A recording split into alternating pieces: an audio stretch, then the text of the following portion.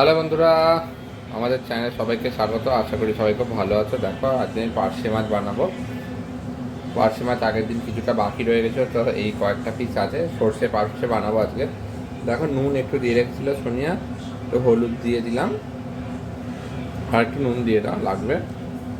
এটাকে আগে আমাদের ম্যারিনেটের পালা, এটা ম্যারিনেটটা করে নিই।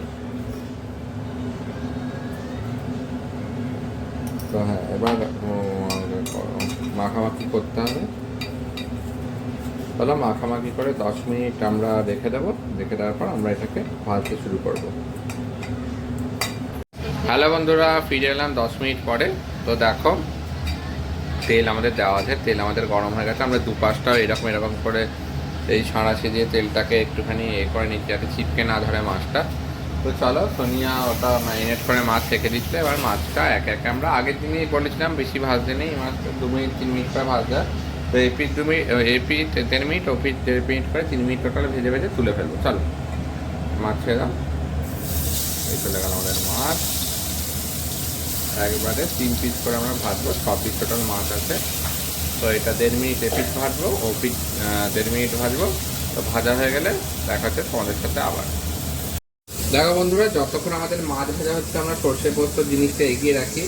প্রথমে চলে গেল আমাদের 1/2 টেবিল স্পুন সর্ষে, সাদা সর্ষে এটাকে বলে। আমি কালো সর্ষে ব্যবহার করছি, রুই সর্ষে একেবারে, যেটাকে রুই বলে। 1/2 টেবিল স্পুন রুই সর্ষে। আর আমাদের চলে গেল 1.5 টেবিল স্পুন পোস্ত। ঠিক আছে, এরপর চলে যাবে আমাদের 4খানা কাঁচা লঙ্কা, 4খানা থেকে 5খানা কাঁচা লঙ্কা, 3, এই 4, আর এই 5খানা কাঁচা লঙ্কা, আর সামান্য পরিমাণে নুন, 1/2 টেবিল স্পুন নুন। এটাকে আমরা জলে ভিজিয়ে একটু রেখে দেবো, তারপর একটু বেটে নেবো। পোস্তটা একটু ফুলে ফুলে যাবে, ততক্ষণ আমরা মাছটা ভেজে নামিয়ে রাখি। দেখো বন্ধুরা, 6টা মাছ আমাদের খুব সুন্দরভাবে মাথা না ভেঙে ভাজা হয়ে গেছে, খুব সুন্দরভাবে সোনিয়া ভেজে নিয়েছে। এদিকে আমরা যে পোস্তটাও করেছিলাম, পোস্তটাও হয়ে গেছে আমাদের রেডি। তো তেল আমাদের যেটুখানি আছে ওইটুখানি থাকুক। এরপর আমরা পোস্তটা দিয়ে এখানটা মাছটা ছাড়বো। তো চলো, আমরা পোস্তটা নিয়ে আসি, নিয়ে এসে এটাতে মেশাবো। দেখো বন্ধুরা, এবার সোনিয়া ঢালতে যাচ্ছে আমাদের পোস্তটা।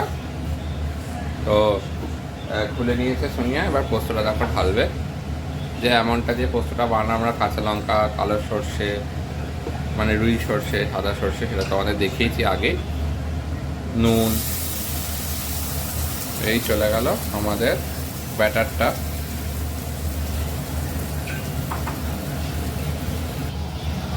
এর ভেতরে আমরা দুটো জিনিস দেবো। এক দেবো জিরে গুঁড়ো, দিলাম সামান্য একটু, টেস্টটা ভালো হবে।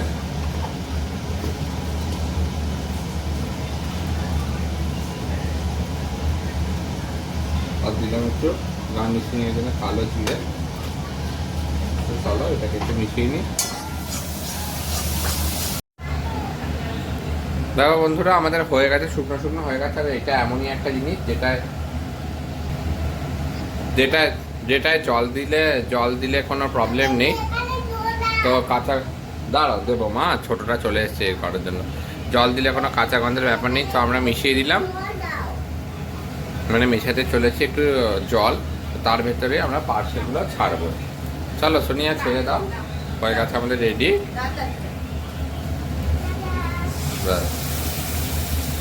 আর একটু জল লাগবে। তো এই চলে গেল আমাদের জল। একটুখানি জলটা ঘন ঘন হয়ে গেলেই ছেড়ে দেবো পার্শে, তাহলেই আমাদের রেডি হয়ে যাবে সর্ষে পার্শে, সর্ষে পোস্ত পার্শের আদার, যেটা বলা ভালো। তো চলো, আমরা এইটা জলটাকে একটু ঘন করে নিই। দেখো বন্ধুরা, জল হয়ে গেছে আমাদের ঘন। এবার ছাড়বো আমরা পার্শে মাছগুলো। তো চলো, দেখো এই চলে গেল পার্শে। 3 থেকে 4 মিনিট আমরা ফোটাবো, একটুখানি পার্শের ভেতর মিশে যাবে ঝোলটা, তাহলেই আমাদের পোস্ত সর্ষে দিয়ে পার্শে মাছ হয়ে যাবে রেডি। চলো, 3 থেকে 4 মিনিট পরে আমাদের আবার দেখা হচ্ছে। আর এইটা একটু নুন কম বেশি তোমরা অবশ্যই চেক করে নেবে, যেটা আমরাও করব। তো আমরা বলবো আমাদের মেশাতে হলো কি হলো না। আমরা ফিরে আসি, তারপরে দেখা হবে আমাদের তোমাদের সাথে। দেখো বন্ধুরা 3-4 মিনিট আমরা ফিরে এলাম, পুরো আমাদের ঝোল ঘন হয়ে গেছে, 3-4 মিনিট লাগলো আমাদের। তো এবার সোনিয়া করবে গ্যাস অফ, গ্যাস করে আমরা করবো প্লেটিং। চলো দেখা যাক কীরকম হলো। নিয়ে আসো জায়গা, যে জায়গায় মাছ রাখা ছিল ওইখানেই আমরা ঢেলে ফেলবো। তোমাদের খুব সহজ করে শেখালাম সর্ষে পোস্ত দিয়ে কীভাবে পার্শে মাছ করতে হয়, কোনো টাফ নয়, কিছু নয়। তো দেখো কী সুন্দর মাছগুলো গোটা গোটাও আছে। আমাদের হয়ে গেল রান্নাটা, খুব তাড়াতাড়ি হলো, 15 মিনিটের রান্না ম্যাক্সিমাম, জাস্ট অ্যামাউন্টটা রেডি করে ঢুকানো। তো এরকমভাবেই বানাবে তোমরা সর্ষে পোস্ত পার্শে। আমাদের সাথে থেকেও খুব সহজা সোজা তোমাদের আমরা রান্না শিখে খুব কঠিন করে করি না, যেটা সাধারণ মানুষরা করতে পারে যেরকম করতে পারি চেষ্টা করি, বেশি ঝাল ঝুল হ্যান ত্যান না দিয়ে। তো চলো দেখা হচ্ছে আবার অন্য কোনো ব্লগে, ততক্ষণের জন্য টাটা বাই বাই। সবাই খুব খুব ভালো থেকো। এই রান্নাটা অবশ্যই করো, করে ব্যাকআপ দিও আমাদের কেমন লাগলো। আমাদের চ্যানেল পছন্দ হলে লাইক কমেন্ট সাবস্ক্রাইব করো। এখন টাটা বাই বাই।